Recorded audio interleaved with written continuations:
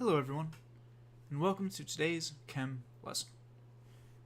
Today we're going to continue our discussion on bonding, looking specifically at ionic bonds.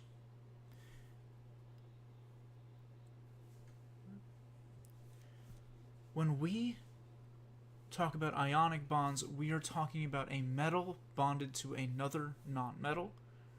We're looking at something where one of our elements is so strong that it pulls an electron off of the other element. We're talking about a transfer of electrons.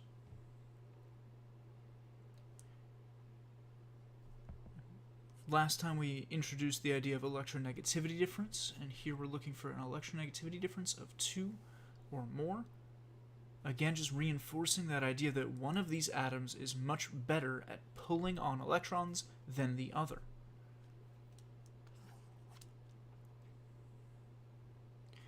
If we were to look at a substance like francium fluoride, picking 2 of the elements that we looked at a lot in our last unit, fluorine steals the electron away from francium. So the transfer is from francium to fluorine. And fluorine is going to come out of this with an extra electron. Fluorine with the extra electron now has a negative charge. Francium missing an electron now has a positive charge. And we have a positive and a negative that are attracted to each other because, as we know, opposites attract. Let's look at that in a little bit more detail. We know that francium has 7 shells and 1 valence electron. We know that fluorine has 2 shells and 7 valence electrons. And so when we look at this bond that forms when these 2 elements come close together, fluorine is going to pull on this electron and take it for itself. Right? Fluorine is going to pull that electron off of francium. And it's going to change our numbers. Instead of 1 and 7, we're going to have 0 and 8. That's going to leave francium with a +1 charge because it has lost 1 electron. And it's going to give fluorine a -1 charge because it has gained 1 electron. And now, just like we said here, they are bonded together now because of the attraction that the positive and the negative have for each other, just like a pair of magnets when they snap themselves together.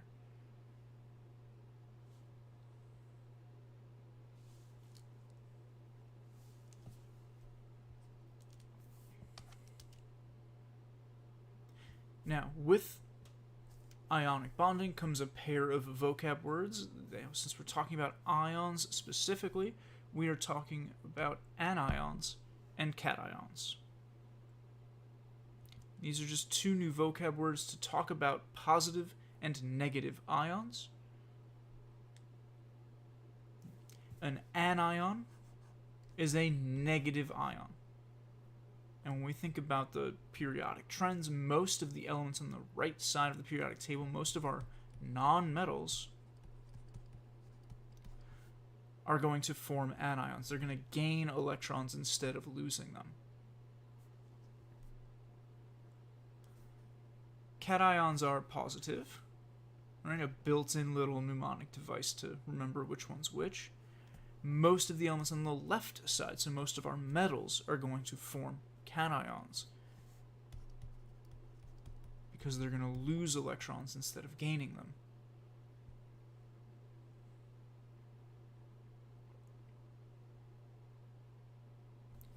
And if we think back to that picture we just drew of francium and fluorine, looking at the end of the electrons, right, where they ended up, we have francium with a +1 charge, making francium our cation.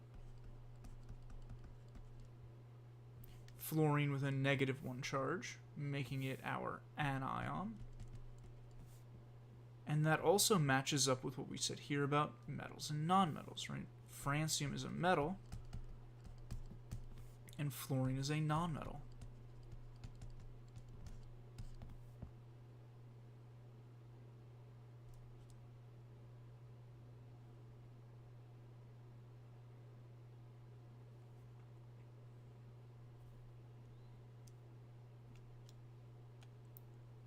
Something else we've mentioned and talked about is the idea that metals have their own set of properties and nonmetals have their own set of properties. Right?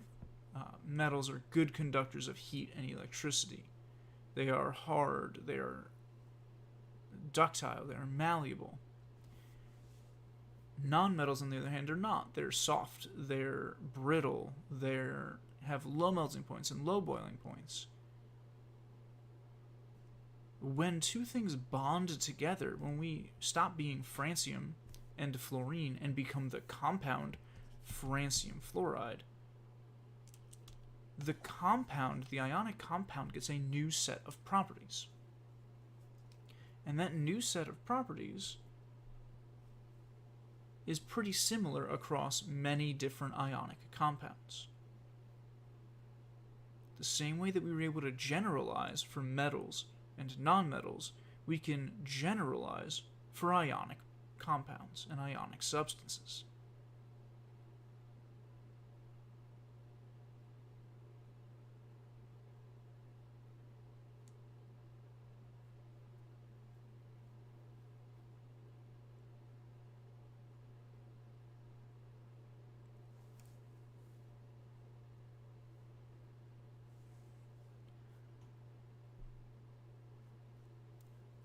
One of the really important things about ionic compounds that you need to know is that they are good conductors of heat and electricity, but only in their liquid or aqueous forms.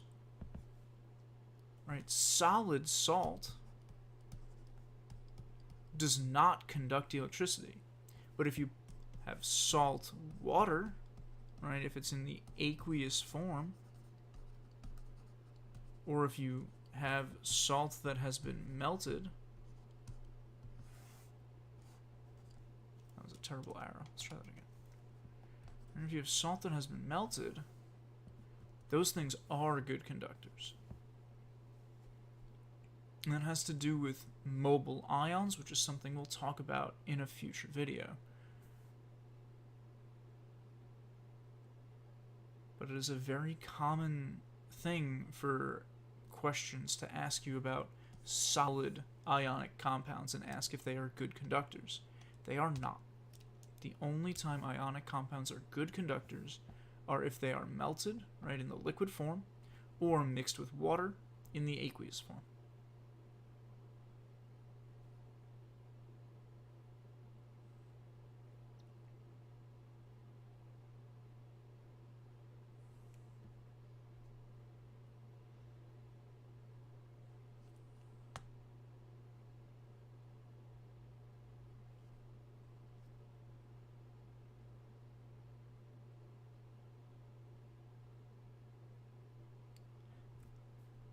Another thing we're going to look at with ionic substances and ionic compounds is how to draw them so we don't need to write the rings every single time. Right, for francium fluoride, we did this and drew a before and after. Right, we had our shell models that we looked at and then moved our electron from one to the other. But we don't really care about any of these electrons that are not the valence electrons, do we? And we have a method of looking at an element and its valence electrons only, don't we? We have Lewis structures, Lewis dot diagrams. And so we're going to start using these to look at our ionic compounds and draw the pictures for them. And so let's do a quick refresher on Lewis dot diagrams. You put your elemental symbol in the middle, so that would be our FR, or our F, or our Na, or our O, and you surround this symbol with dots to represent the valence electrons. The first two dots go on top. Then we alternate clockwise around 3, 4, 5, 6, 7, 8, so that we can put all 8 of our dots around the symbol.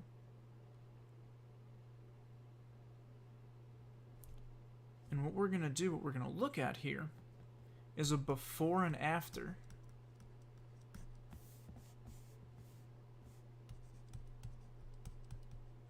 first for francium fluoride, and then for 2 or 3 others, just to get a look at what we need to do and what this looks like.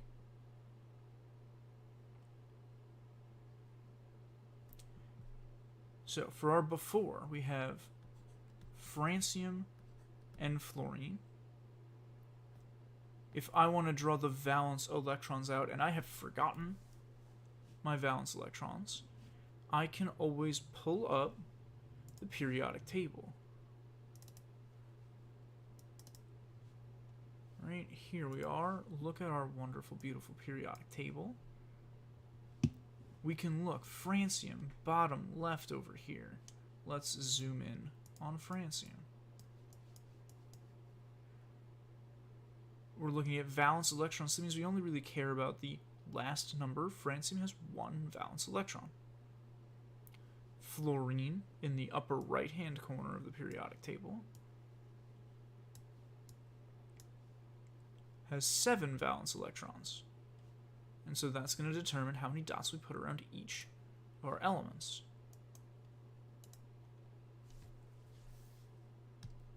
Francium has 1 electron in the valence shell. Fluorine has 7 electrons in the valence shell.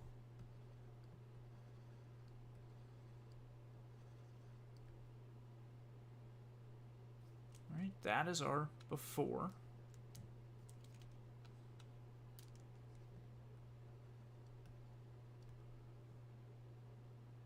And we already talked about what's going to happen. Fluorine is going to pull this electron off of francium. And so when we look at our after, we're going to have francium and fluorine again. Fluorine with its 7 valence electrons.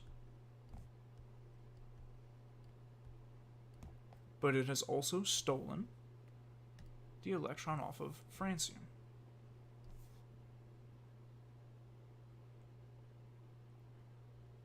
And we need to show that these things have bonded together and formed an ionic bond. And the way we need to do that is with brackets. We're going to put these brackets around both fluorine and francium. And we're going to indicate the charge of each of these ions as well. And this addition of the brackets is going to let somebody who's looking at this know that we have a pair of bonded ions. Or, if they're not bonded together, say we do this, that you just have an ion in general.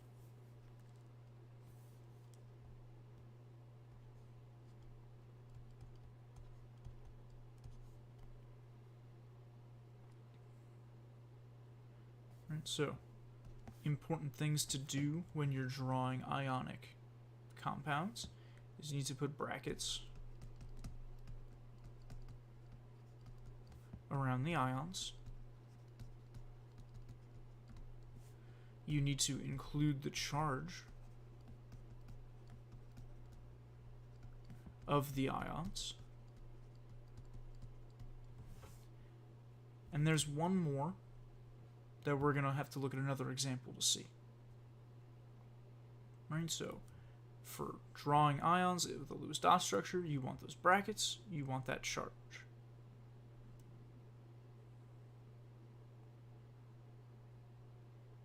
Let's look at a different example. Right, what if we're not talking about francium fluoride? What if instead we are talking about potassium oxide.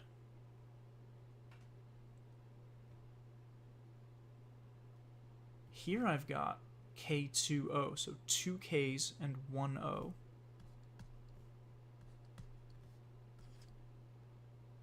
And I want to draw the diagram before they bond, when they're all separate, so I can figure out what's going to happen. This means I need to consult my periodic table again. So let's go find our friend.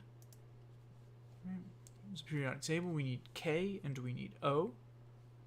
K is over here. Let's zoom in. K has 1 valence electron, so I'm going to put 1 dot around each of the Ks. Oxygen has 6 valence electrons, so I'm going to put 6 dots around the O.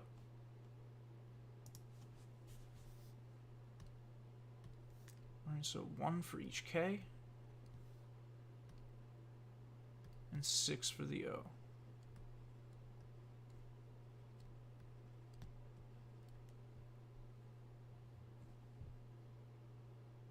And now I want to figure out how these 3 things are going to bond together in a way that makes all 3 of them stable, either at 8 valence electrons or 0 valence electrons.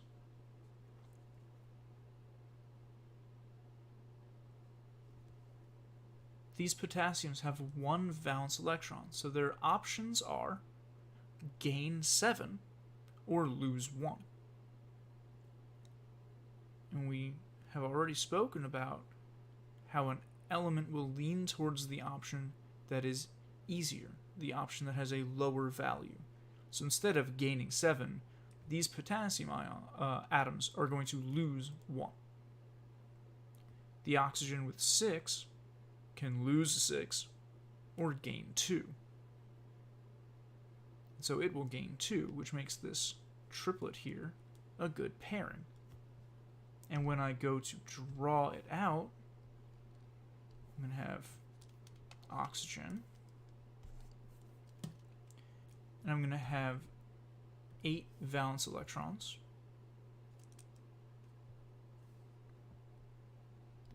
the 6 that it started with,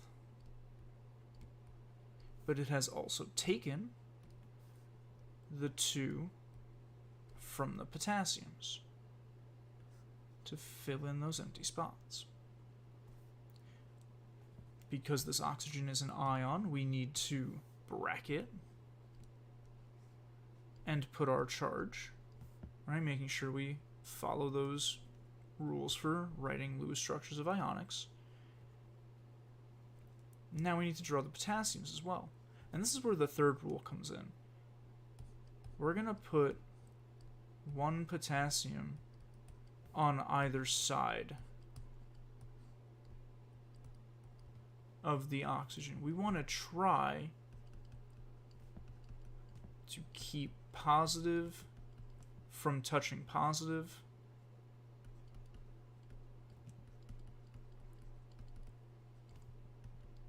and negative from touching negative. Right, we want to keep them positives and negatives paired up, because you know that you would never have 2 positives attracted to each other. Opposites attract. So the K's aren't going to bunch up like this, because that would mean 2 positives are touching, and that we know that that won't happen. Right? We know that opposites attract. So instead of putting the 2 positives touching, we're going to make sure that every positive is touching a negative, and every negative is touching a positive.